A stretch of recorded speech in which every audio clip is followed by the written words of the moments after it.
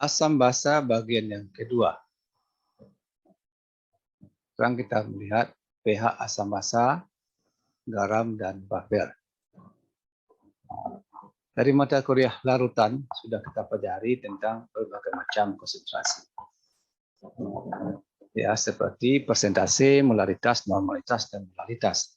Dan satu konsentrasi bisa juga dinyatakan dalam satuan pH.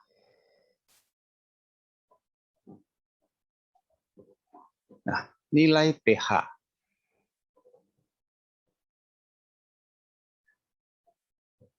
pH adalah untuk menyatakan seberapa banyak ion hidrogen ada di dalam larutan tersebut. Jadi, supaya nilainya angkanya besar, maka konsentrasi hidrogen tersebut dikali dengan log. Nah, supaya harganya positif, maka dikali dengan min. Sehingga pH sama dengan min log H plus untuk asam, sedangkan untuk basa adalah POH sama dengan min log OH min. Kemudian bisa kita komposisikan lagi menjadi pH. pH sama dengan 14 dikurang POH.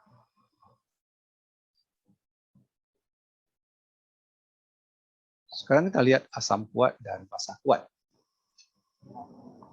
Asam kuat dan basa kuat adalah senyawa yang terion sempurna di dalam air.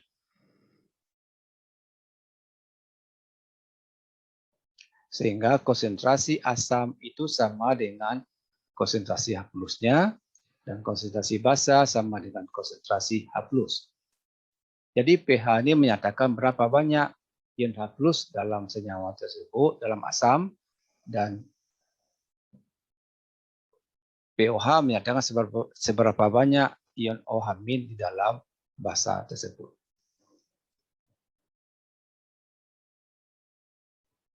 Nah, contohnya HCl di dalam air akan terion menjadi H plus dan Cl min, sedangkan NaOH akan terion menjadi NH plus dan OH min.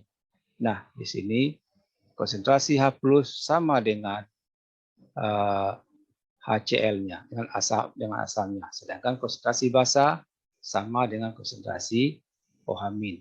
Jadi jika kita mengetahui seberapa banyak konsentrasi asamnya, berarti kita sudah bisa mengetahui berapa banyak konsentrasi H plusnya karena sama.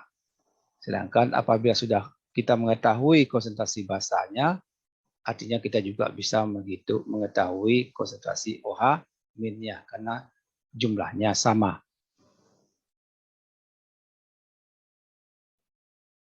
Jadi asam kuat pH-nya adalah min log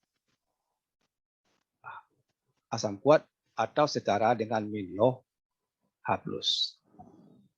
pH basa kuat min log basa kuat, konsentrasi basa kuat setara dengan min log konsentrasi OH min.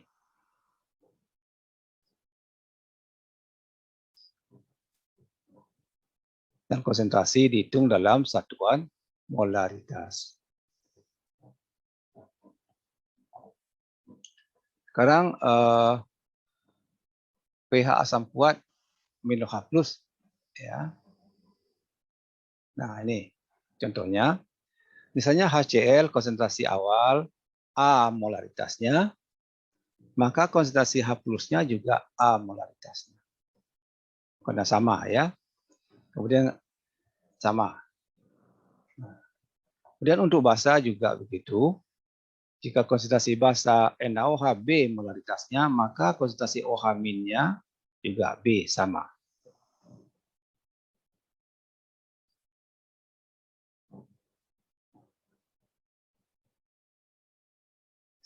Sekarang kita lihat pH asam lemah. Ciri asam lemah, setiap asam ciri-cirinya memiliki H plus di depannya.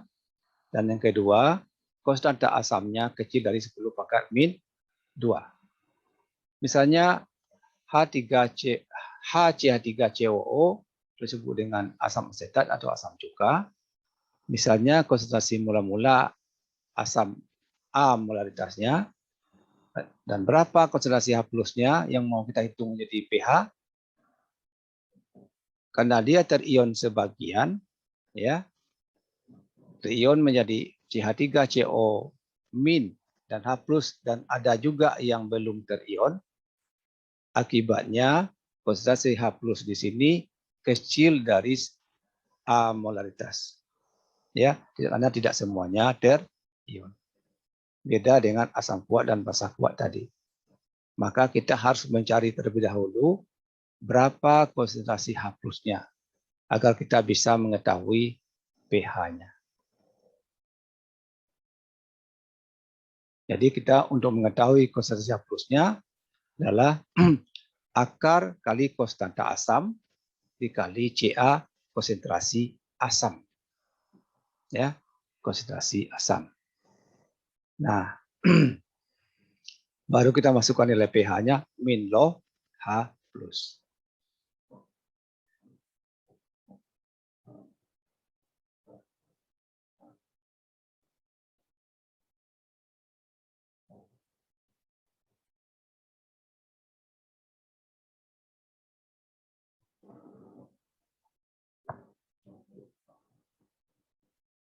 Selanjutnya nilai pH basa lemah. Basa kuat atau basa lemah ciri-cirinya memiliki OH min. Untuk basa lemah, konstanta basanya kecil dari 10 pangkat min 2. Kita lihat reaksi NaOH akan terion ya di dalam air menjadi Na+, OH min dan Na4OH. Ini artinya tidak semua NaOH terion, sebagian masih utuh dalam bentuk Na4OH. Sebagian menjadi Na4+ dan OH min. Sehingga konsentrasi OH min sini tentu lebih kecil daripada A molaritas. Nah, untuk mengetahui berapa molaritas konsentrasi OH minnya, maka caranya konsentrasi OH min sama dengan akar konstanta basa kali konsentrasi basa. Baru kita hitung pOH-nya.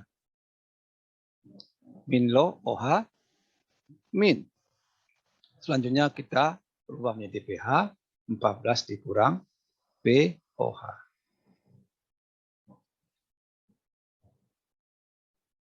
Selanjutnya ini contoh basa lemah ya. Ini penurunan rumusnya ini ya. Nah, kesimpulan dari 4 jenis zat tadi, asam kuat, asam lemah, basa kuat, basa lemah.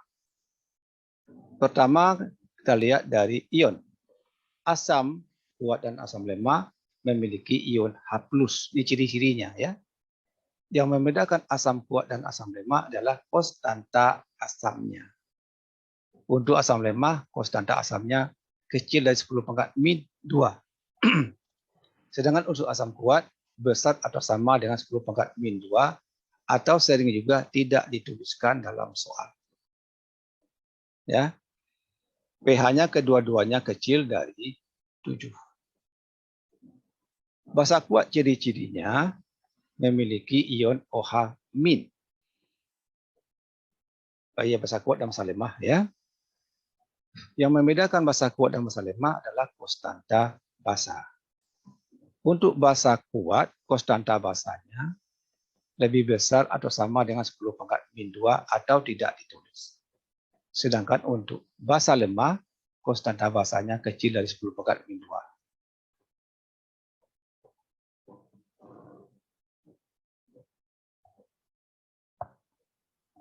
Selanjutnya, hidrolisa. Apabila asam kita reaksikan dengan basa, terbentuk garam dan air. Apabila garam ini kita larutkan ke dalam air, itu namanya hidrolisa. Nanti akan terbentuk 3 kemungkinan. Pertama netral, pH-nya 7, atau pH-nya asam di bawah 7, atau pH-nya basa lebih besar daripada 7. Kita lihat jenis-jenis garam. Tadi sudah kita bahas asam itu ada 2, asam kuat dan asam lemah. Basa juga ada 2, basa kuat dan basa lemah. Nah, apabila asam kuat kita reaksikan dengan basa kuat, itu nanti akan terbentuk garam. Garam tersebut pH-nya netral, 7. Sedangkan apabila garamnya berasal dari asam kuat dan basa lemah, asam kuat dan basa lemah, maka nanti garamnya bersifat asam. Kenapa bersifat asam? Karena asamnya asam kuat. Ya, asamnya asam kuat. Yang ketiga, apabila garamnya berasal dari asam lemah basa kuat, maka nanti pH garamnya adalah pH basa atau lebih besar daripada 7 karena berasal dari basa kuat. Yang ketiga, kalau garamnya berasal dari asam lemah basa lemah, berapa pH-nya? Nah, pH-nya mendekati 7 atau 7. Nah, dan itu tergantung kepada harga Ka atau Kb dari asam dan basanya. Jika harga Ka dan Kb-nya sama, maka pH-nya 7. Tetapi apabila harga Ka lebih besar daripada Kb, maka pH-nya di bawah 7. Tetapi jika harga Kb lebih besar daripada Ka, maka pH-nya lebih besar daripada 7. Ya.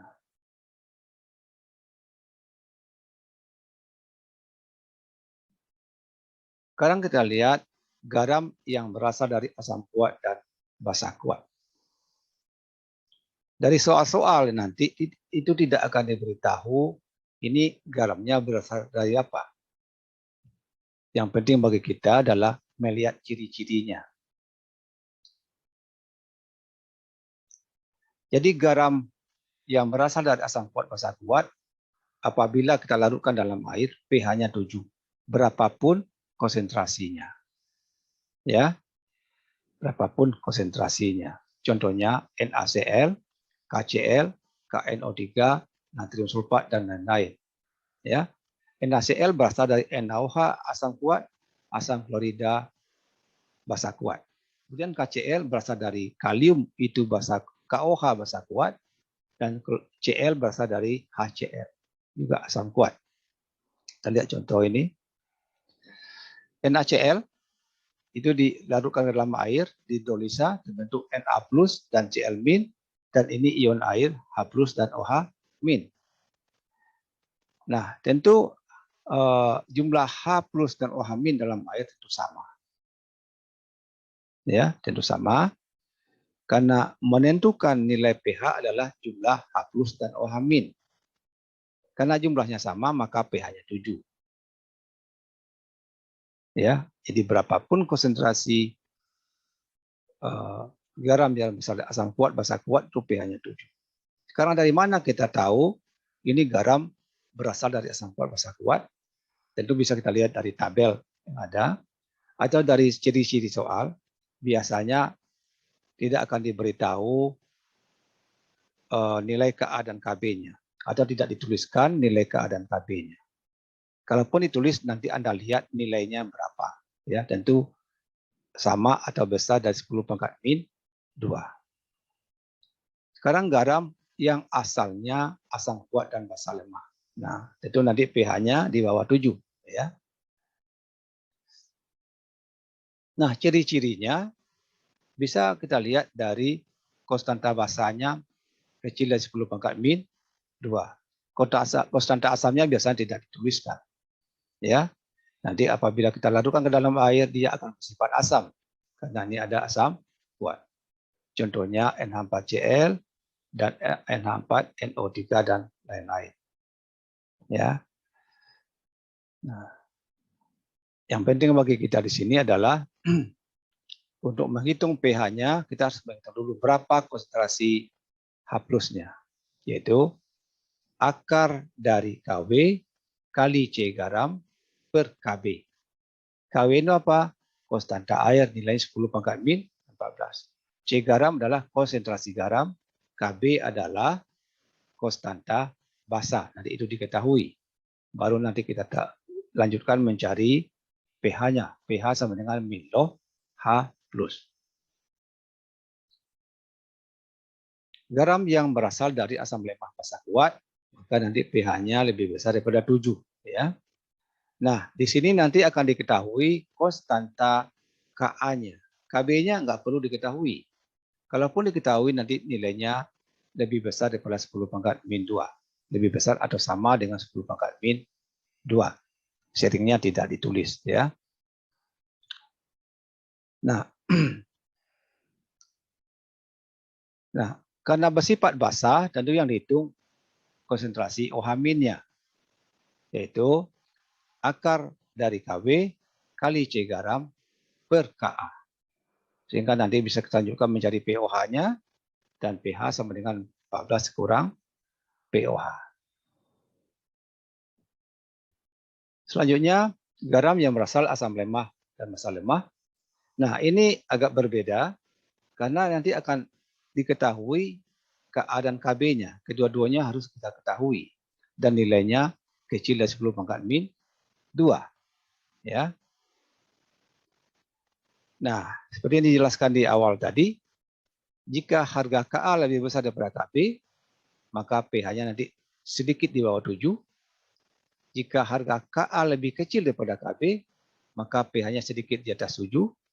Jika harga Ka sama dengan Kb, pH-nya 7. Nah, untuk menentukan konsentrasi pH dari garam asam lemah dan basa lemah ini, nilai pH ditentukan oleh harga Ka dan Kb-nya. Jadi tidak tergantung kepada konsentrasinya. Ya, kita lihat rumusnya di sini. Jadi konsentrasi H+ adalah akar dari Kw kali konstanta asam dibagi konstanta basa. Jadi tidak ada C garam di sini. Sehingga diperoleh pH sama dengan min loh H+. Nah, kita simpulkan ciri-ciri garam. Jadi garam tidak memiliki ion H+ dan OH-. Ya. Jadi H+ ciri-ciri asam, OH- ciri-ciri basa, dan garam tidak memiliki kedua-duanya. Nah, untuk menentukan garam yang berasal dari asam kuat, basa kuat, lihat dari Ka dan Kb-nya. Jadi kalau ditulis nilainya sama atau lebih besar dari 10⁻⁻². Dan sharingnya tidak ditulis dan nilai pH-nya selalu 7, berapapun konsentrasinya. Yang kedua, garam yang berasal dari asam kuat basa kuat. Nah, pH-nya nanti kecil dari 7 karena ada asam kuat di sini. Nah, dan akan diketahui konstanta basa kecil dari 10⁻⁻². Ka-nya diketahui enggak? Enggak perlu diketahui. Ya. Nilai dan Anda bisa hitung ini nilai konsentrasi H+-nya nanti dilanjutkan mencari pH. Ketiga, garam yang berasal dari asam lemah dan basa kuat. Nah, asam lemah di sini maka perlu diketahui nilai Ka-nya. Nilai Kb tidak perlu. Karena di sini ada basa kuat, maka pH-nya di atas 7. Sedangkan konsentrasi H+-nya akar Kw dikali konstanta asam bagi konsentrasi garam. Yang terakhir, garam yang berasal dari asam lemah dan basa lemah, maka harga Ka dan Kb kedua-duanya harus kita ketahui. Dan nilainya kecil dari 10⁻⁻². Jadi kalau harga Ka dan Kb-nya sama, maka pH-nya 7. Harga Kb lebih besar daripada Ka, pH-nya di atas 7. Jika Ka yang lebih besar daripada Kb, maka pH-nya di bawah 7. Jadi dari rumus ini diketahui bahwa tidak diperlukan konsentrasi. Jadi yang menentukan nilai pH nanti adalah harga Ka dan Kb.